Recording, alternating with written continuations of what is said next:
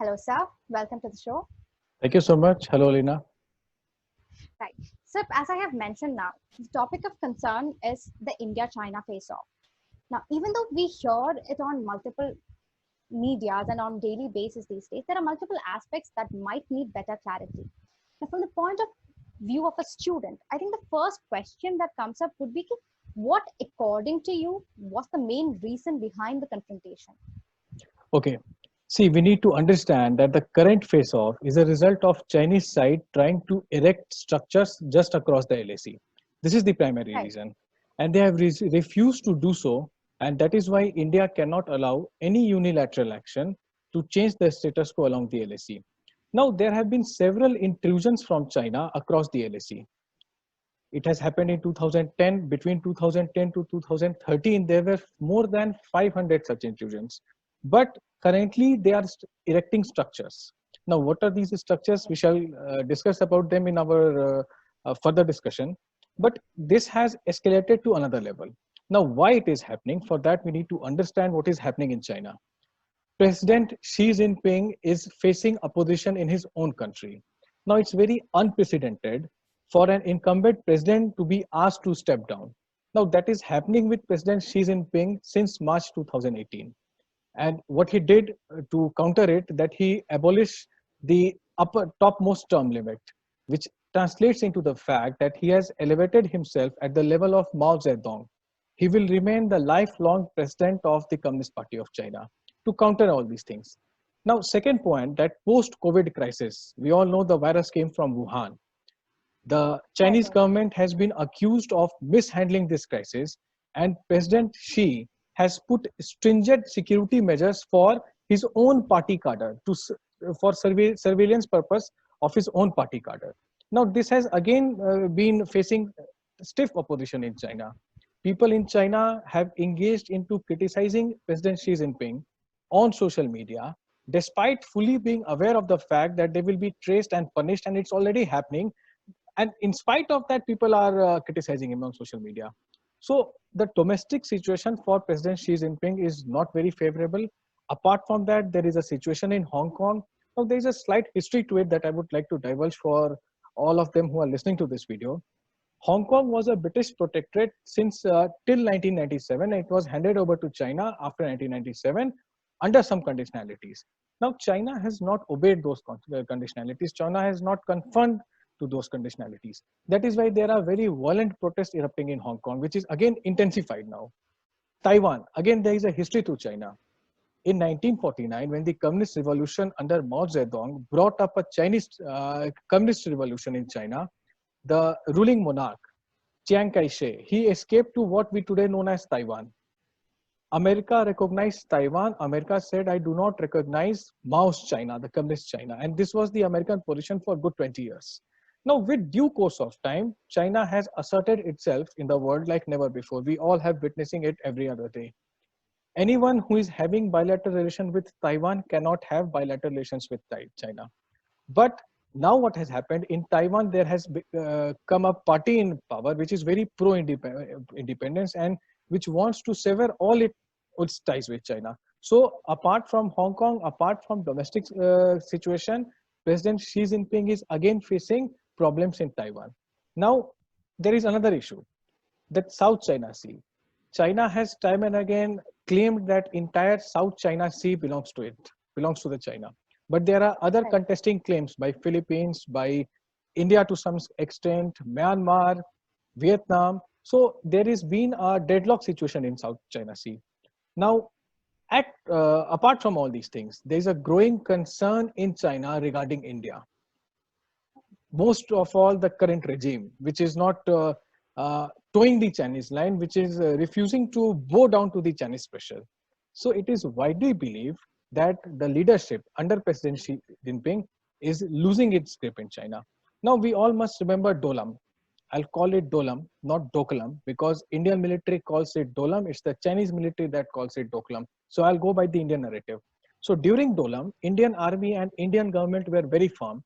And post-Dolam, there was a backlash against Xi Jinping in China.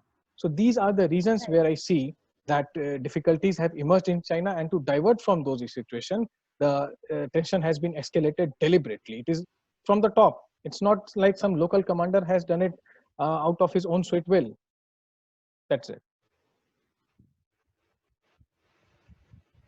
Okay. So another question that comes up is, even you have used the word LAC. Yes. So what is LAC and how is it different from LOC? I'm glad you have asked this question. See, LOC is a demarcated border marked by military.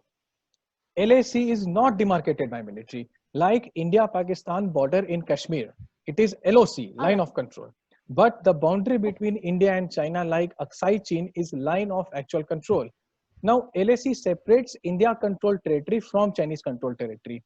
It's a big empty region, nearly 500 to 100 kilometers long distances there, and it is maintained by both sides. Now, China claims that the LAC is 2,000 kilometers.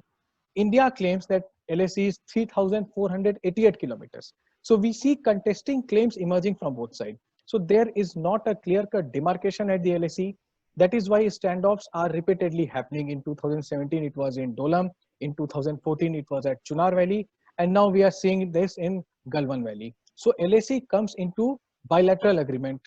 It was Zhou Enlai, the Prime Minister of China, who wrote a letter to Pandit Jawaharlal Nehru when Nehruji was Prime Minister in 1959, where first time he used this term LAC. Now, from 59 till 1993, there was a lull. It was Chinese Premier Li Peng visited India in 1991, and Indian Prime Minister P.V. Narasimha Rao and his Chinese counterpart Li Peng reached an understanding to maintain peace at LAC. So when P.V. Narasimha Rao visited China in 1993, he accepted the LAC, which Zhou Enlai has written in a letter to Nehru. So it is divided into three parts. The first part is the eastern sector, Arunachal Pradesh and Sikkim. There is not, intense level of confrontation happening there. Some mild level of issues are there. Middle sector is the least, damaging of all. Uttarakhand and Himachal Pradesh. It's the western sector of the LAC, that is Ladakh, where the major disagreement is happening. That's how LAC is different from LOC. It's not actually demarcated. We are not sure that this side belongs to India and that side belongs to India. There is I told you, 50 to 100 kilometers of Right. vast empty terrain where both sides patrol. And the status quo is to be maintained. This we need to remember. That is the root cause of the conflict that we are witnessing right now. All right. So right now the confrontation is going on in the Galwan Valley, right? Yes. So what exactly comprises of Galwan Valley, or what See, is it? yes, Galwan Valley is the land between the mountains and the Galwan River. Now, Galwan River originates from Aksai Chin. It is on the Chinese side of LAC, and it flows from east to Ladakh. Ladakh is in India, where it meets Shyok River on the Indian side of LAC. So, Galwan Valley is located between Ladakh in west and Aksai Chin in the east, and it is controlled by China as part of Xinjiang Uyghur Autonomous Region. This is what Galwan Valley is. It runs on the both sides. Some part belongs to India, some part, as I told you, belongs to China, the Aksai Chin region. So another point is, like, recently in the all-party meeting, Prime Minister Narendra Modi had said, and I quote, "There has been no incursion there. Not any one of our posts has been taken." So if Absolutely. that is the case, if there were no incursions, then what has caused or what triggered the confrontation? Alina, allow me to elaborate on this answer, because I have been hearing this on so many people have called me, so many students have inquired about it. This is everywhere in the news. See, on June 15, the first military action that India initiated against China near the LAC.